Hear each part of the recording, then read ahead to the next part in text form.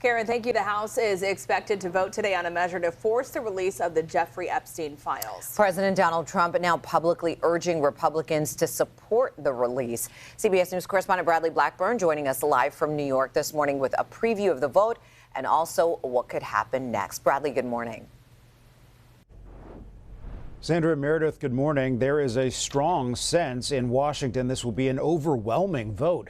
Many Republicans are now jumping on board, but what's less clear is whether it will make it through the Senate to the president's desk. And even if it does, there are questions about what might actually be released. I think it'll be a large vote out. In Washington, the House is expected to vote today on the Epstein Files Transparency Act, and it's expected to have at least the two-thirds majority needed to pass. I think the public has the right to know. This isn't about President Trump. I mean, this is about women who are seeking justice and finally getting it. A bipartisan group was already pushing toward this vote when President Trump Sunday changed his position and said he now supports releasing the files, though he still says the Epstein issue is a hoax. It's really a Democrat problem.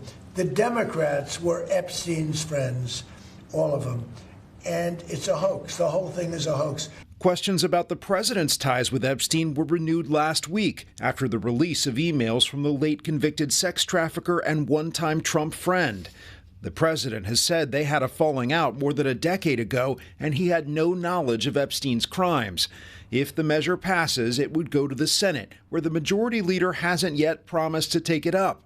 Monday night, the words "release the files now" were projected onto the Justice Department, and some lawmakers are concerned that the president's push for new investigations into the Epstein case could limit what's released. They may be trying to use those investigations as a predicate for not releasing the files. Some survivors of Epstein's abuse are expected to speak outside the Capitol Tuesday morning ahead of the House vote.